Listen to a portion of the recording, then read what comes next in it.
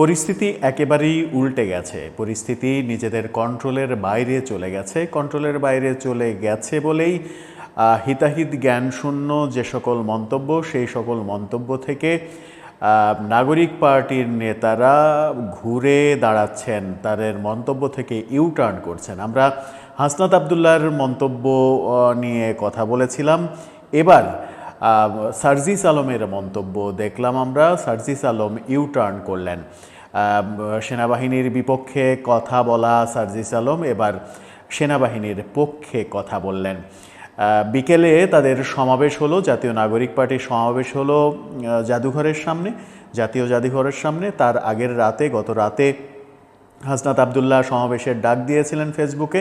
এর আগে আমরা দেখেছি হাসনাত আবদুল্লাহ ফেসবুকে এই রাজুতে আয়, তোরা সব রাজুতে আয়, যে কথাগুলো ফেসবুকে সামাজিক যোগাযোগ মাধ্যমে ভাইরাল হয়ে গেছে, এরকম স্ট্যাটাস দিলেই হাজার হাজার ছাত্র জনতা রাজুতে চলে আসতেন তার ডাকে। কিন্তু এবার হাসনাত আবদুল্লাহর ডাকে জাদুঘরের সামনে খুব বেশি মানুষের সমাগম দেখা গেল না। জাদুঘরের সামনে একটা রাজনৈতিক দলের সমাবেশ হবে ওই ছোট্ট জায়গায়, তার একটা উদ্দেশ্যও থাকতে পারে, যেহেতু লোক সমাগম কম হবে, ছোট জায়গা যদি ভরে যায় মনে হবে যে জায়গা ভরে গেছে।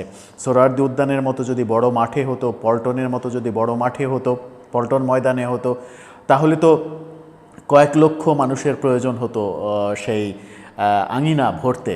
জাদুঘরের সামনে 1-1.5 হাজার মানুষ এক জায়গায় হলেই মনে হয় যে ওই জায়গাটা ভরে গেছে, এর বেশি কিছু নয়। জাদুঘরের সামনে যে সমাবেশ আমরা দেখলাম, সেই সমাবেশে 1-1.5 হাজার মানুষ হতে পারে, কিংবা তার বেশি যদি হয় তাহলে 2,000 মানুষ হতে পারে, যার মধ্যে অন্তত 300-400 সাংবাদিকই ছিলেন। বাংলাদেশে এই মুহূর্তে 45-46টা টেলিভিশন চ্যানেল, সেখানে যদি আমি 45টা চ্যানেল ধরি, 45 দোকানে 90 জন ধরি, আর সাথে যদি 100টা ইউটিউব চ্যানেলের 200 জন ধরি, তাতে 300-র বেশি সাংবাদিকই হয়। তো সেই সাংবাদিকদের ক্যামেরার জটলা দেখা গেছে এবং তাদের সমাবেশের লোকসংখ্যা এতটাই হতাশাজনক ছিল, আমার মনে হয়েছে যে তারপরেই তাদের উপরের চাপ তো ছিলই, আমার মনে হয় যে সেনাবাহিনী থেকে প্রচণ্ড চাপে পড়েছিল তারা, এবং সেই চাপের পরে হাসনাত আবদুল্লাহ প্রথমে ইউটার্ন করেছেন। এবার সার্জিস আলমকে ইউটার্ন করতে দেখলাম। সার্জিস আলম যখন ইউটার্ন করলেন, তখন একজন সমন্বয়কের সেনাবাহিনী নিয়ে ভয়াবহ একটা মন্তব্য সামাজিক যোগাযোগ মাধ্যমে ফটো কার্ড হিসেবে ঘুরে বেড়াচ্ছে। এদিকে সাংবাদিক মাসুদ কামাল দুইজন ছাত্র উপদেষ্টা, সেই দুজন ছাত্র উপদেষ্টার সরাসরি পদত্যাগ চাইলেন। যদি তাদেরকে সরিয়ে দেওয়া না হয় তাহলে প্রধান উপদেষ্টা ডক্টর মোহাম্মদ ইউনূসের পদত্যাগ তিনি প্রত্যাশা করলেন। সব মিলিয়ে আলোচনা করব এই ভিডিওতে। থাকবেন পলিটিক্স টিভির নিয়মিত আয়োজনে।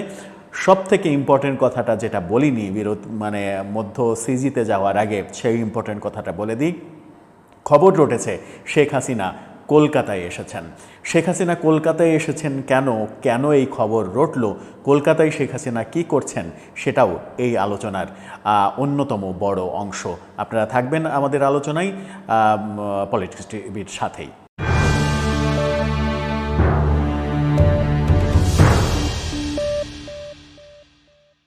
দর্শক, পলিটিক্স টিভির নিয়মিত ভিডিওগুলো এখন থেকে স্পন্সর করছে প্রজাপতি.tv, নতুন ওটিটি প্ল্যাটফর্ম। আপনারা চাইলে ইউটিউবে, ফেসবুকে, ইনস্টাগ্রামে, টিকটকে দেখে নিতে পারেন। ডেসক্রিপশন বক্সে লিঙ্ক দেওয়া থাকবে, সেখান থেকেও দেখে নিতে পারেন। প্রজাপতি টিভি ঈদে 8 দিনের বড় আয়োজন নিয়ে আসছে আপনাদের সামনে। নতুন তাদের বিনোদনের সম্ভার দেখতে এখনই সাবস্ক্রাইব করে তাদের সাথে থাকতে পারেন। চলে যাচ্ছি মূল ভিডিওতে। আওয়ামী লীগের সভানেত্রী, সাবেক প্রধানমন্ত্রী শেখ হাসিনা কলকাতায় এসেছেন, এই খবরটা রটেছে, সেটা নিয়ে পরে আলোচনা করছি। সার্জিস আলমের কথাটাই মুখ্য কথা এবং আওয়ামী লীগের সভানেত্রী তার কথাটা মুখ্য কথা। সেই মুখ্য কথা দুটো পরে আলোচনা করছি। আগে মাসুদ কামালের প্রসঙ্গে যাই। মাসুদ কামাল বলেছেন যে এই দুজন ছাত্র উপদেষ্টা আসিফ মাহমুদ এবং মাহফুজ আবদুল্লাহ যাদের বিরুদ্ধে দুর্নীতির অভিযোগ করেছেন ইলিয়াস হোসেন সাংবাদিক ফেসবুক স্ট্যাটাসের মাধ্যমে একাধিক দুর্নীতির কথা বলেছেন। মাসুদ কামাল এই দুজনের অপসারণ দাবি করেছেন সাংবাদিক মাসুদ কামাল, এবং বলেছেন যে ডক্টর ইউনূস যদি এদেরকে অপসারণ করতে না পারেন কিংবা না রাজি হন তাহলে তার নিজেরই পদত্যাগ করে চলে যাওয়া উচিত। কেন বললেন? তিনি বললেন এই কারণে যে প্রধান উপদেষ্টার কথা এই দুজন শুনছেন না, প্রধান উপদেষ্টার কথার বাইরে গিয়ে অধ্যত্বপূর্ণ আচরণ করছেন, অধ্যত্বপূর্ণ কথা বলছেন। মাসুদ কামালের দৃষ্টিতে কি সেটি কি এমন কথা বললেন যে মাসুদ কামাল সেটাকে অধ্যত্বপূর্ণ বলছেন? দুদিন আগেই আমরা প্রধান উপদেষ্টাকে বলতে শুনেছি বিদেশি প্রতিনিধিদের কাছে যে আওয়ামী লীগকে বহিষ্কার করার কোনো পরিকল্পনা এই সরকারের নেই। তার মানে হচ্ছে সরকারের সিদ্ধান্ত প্রধান উপদেষ্টা স্পষ্টভাবে জানিয়ে দিয়েছেন। সরকারের সিদ্ধান্ত হলে সেটা তো সব উপদেষ্টাদেরই সিদ্ধান্ত, সম্মিলিত সিদ্ধান্ত। প্রধান উপদেষ্টা কোনো কিছু জানিয়ে দেওয়ার পর সেই ব্যাপারে দ্বিমত পোষণ করে কোনো উপদেষ্টা যদি কোনো কথা বলেন, কোনো ফেসবুকে পোস্ট দেন, কোনো বক্তব্য রাখেন, তাহলে এটা সরকার বিরোধী এবং তার শপথ ভঙ্গ করার সমতুল্য।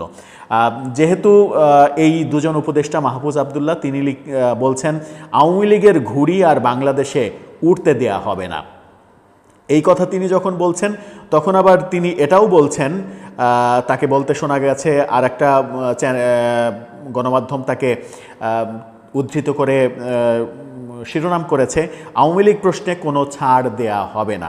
অর্থাৎ আওয়ামী লীগকে নিষিদ্ধ, তার ডিটেলে গেলে যেটা বোঝা যায় সেটা হচ্ছে যে আওয়ামী লীগকে তারা নিষিদ্ধ করতে চান, আওয়ামী লীগকে রাজনীতি করতে দিতে চান না।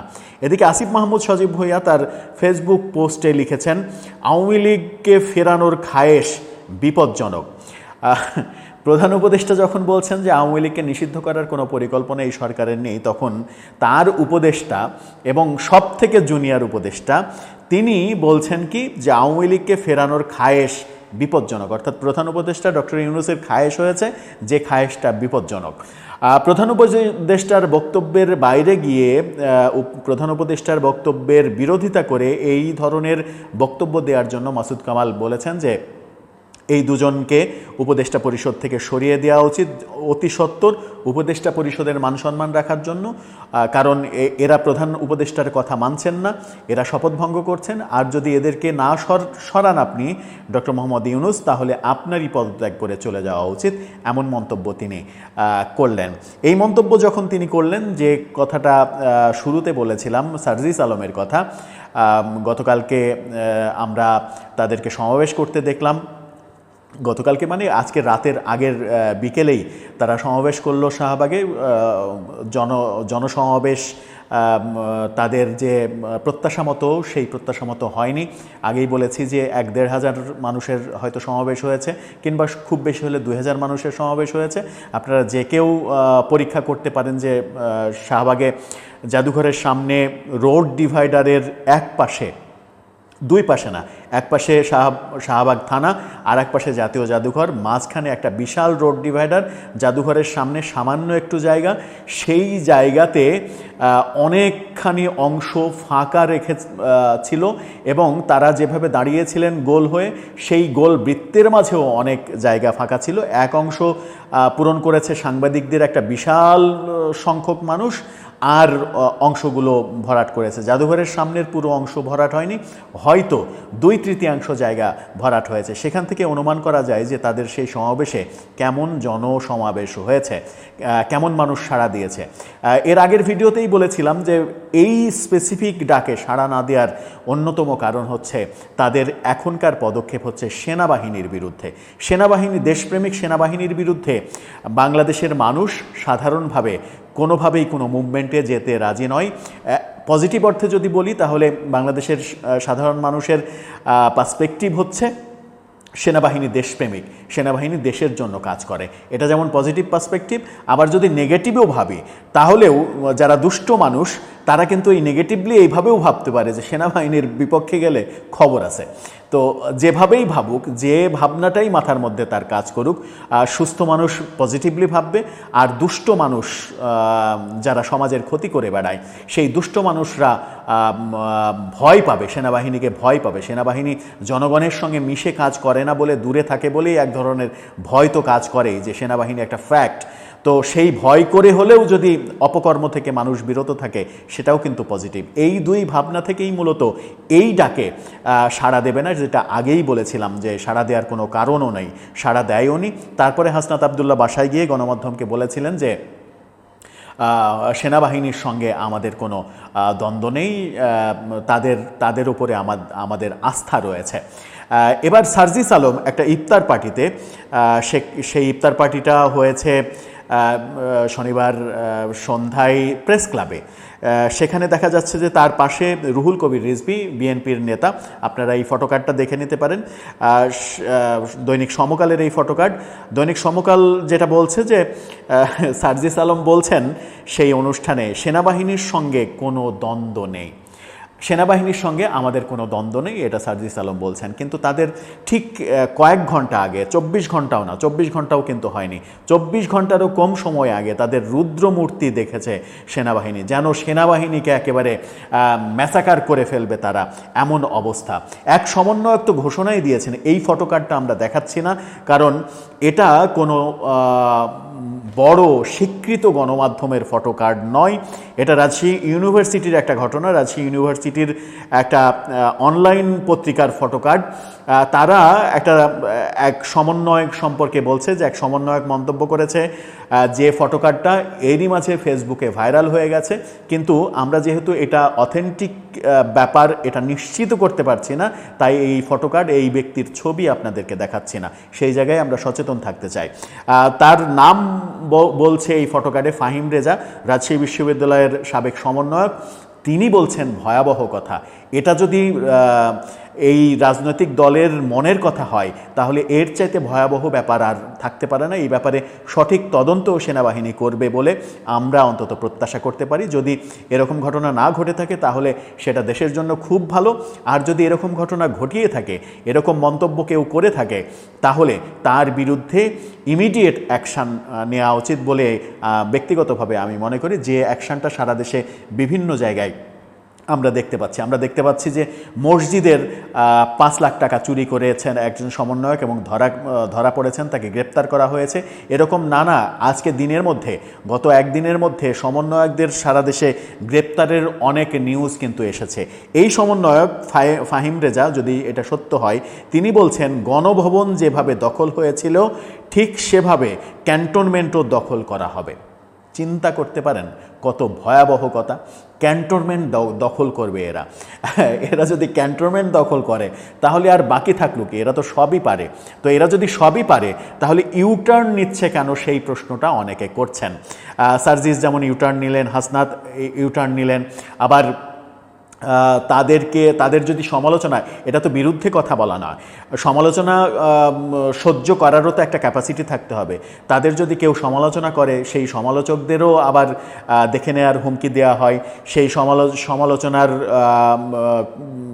যে মিডিয়া করে সেই মিডিয়ার পেছনে তারা লেগে পড়ে নানাভাবে, টেকনিক্যালি তো লাগেই, আবার বাহুবল দেখানোর ব্যাপারও আমরা এর আগে দেখেছি। বিভিন্ন গণমাধ্যমে গিয়ে তারা বাহুবল দেখানোর চেষ্টা করেছে। কদিন আগে এখন টিভির একজন সাংবাদিকের চাকরি গিয়েছে। তো এই সমন্বয়কের এই বক্তব্য যদি সত্য হয়, আবারও বলছি যদি সত্য হয়, তাহলে ইমিডিয়েট সেনাবাহিনীর অ্যাকশান নেওয়া উচিত। এছাড়া আর কোনো গত্যান্তর নেই। আমার মনে হয় যে এই ক্ষেত্রে অন্তত সেনাবাহিনীর পক্ষে বাংলাদেশের 100% না হলেও 98% মানুষ সেনাবাহিনীর পক্ষে দাঁড়াবে। শেষ প্রসঙ্গে আসি, শেখ হাসিনা সম্পর্কে যে ব্যাপারটা বলছিলাম, শেখ হাসিনা ব্যাপারে খবর রটেছে। বাংলাদেশের বিভিন্ন সাংবাদিকরা বলছেন তাদের গণমাধ্যমে, এবং ইন্ডিয়ার কিছু গণমাধ্যম বলছে শেখ হাসিনা কলকাতায় এসেছেন। শেখ হাসিনা কলকাতায় কেন এসেছেন এর ব্যাখ্যা আমার কাছে নেই, তবে শোনা যাচ্ছে তিনি কলকাতায় এসেছেন, তাকে কলকাতায় আনা হয়েছে। কেন শেখ হাসিনাকে কলকাতায় আনা হবে? তাহলে কি ব্যাপারটা এরকম যে শোনা যাচ্ছিল 26শে মার্চের মধ্যেই শেখ হাসিনা বাংলাদেশে প্রবেশ করবেন, বাংলাদেশে আসবেন, সেই রকম ঘটতে যাচ্ছে?